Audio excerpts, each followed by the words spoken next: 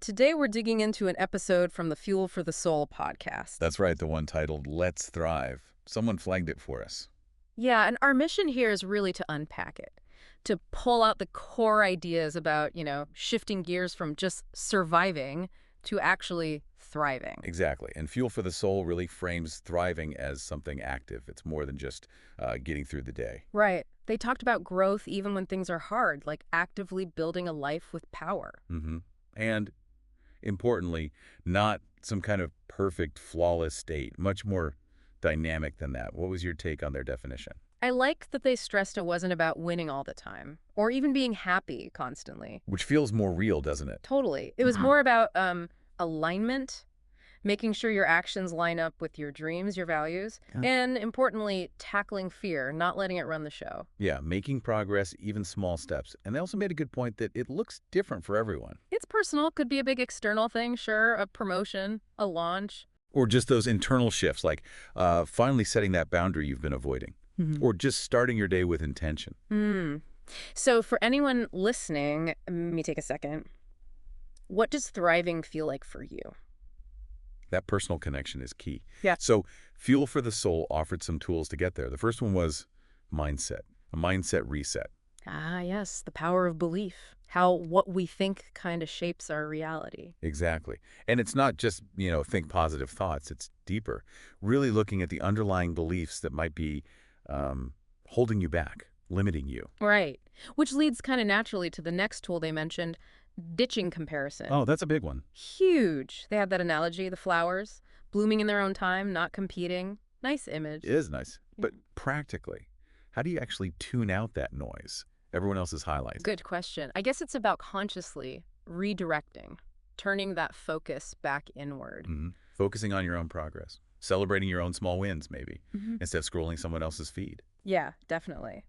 Okay, so the next tool, surrounding yourself with uplifting energy. The environment factor.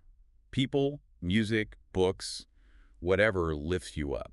It really shows how much our surroundings influence us, doesn't it? Absolutely. So how can people listening be more intentional about that? Cultivating that supportive atmosphere. Maybe it starts with noticing who or what energizes you versus what drains you. Conscious selection. That's a good way to put it. It might mean, setting some boundaries with the draining stuff. To make space for the good stuff. Exactly. Which ties perfectly into their next point, being bold. Bold with boundaries and bold with your dreams. Saying no sometimes. Right. No to the things that pull you down so you can say yes to growth. Even the scary yes. So what's the link there between the boundaries and the big dreams?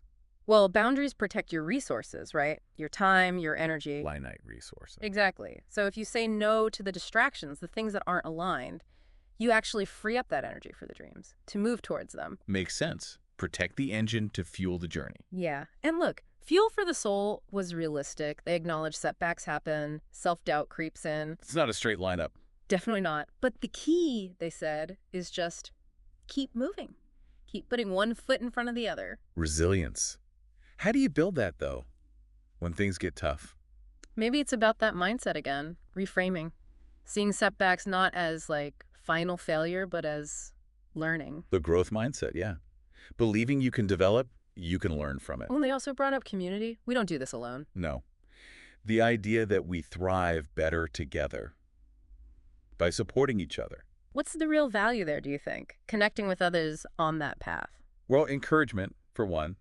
Accountability, maybe. Just knowing you're not the only one facing challenges. Shared experience. Perspective, too, I bet. Hearing how others navigate things. Definitely. So wrapping up the main message from this Fuel for the Soul dive, it really feels like it's saying, hey, you listening, you're capable of way more than just making it. You can create, you can evolve, you can stretch. Yeah.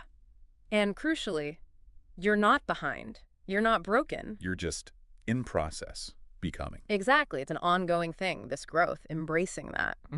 So maybe a final thought for everyone listening. As you go about your day today, think about one small thing, just one, based on these ideas we talked about. Mindset, comparison, your environment, boundaries. What's one tiny, tangible step you could take? Right now or later today?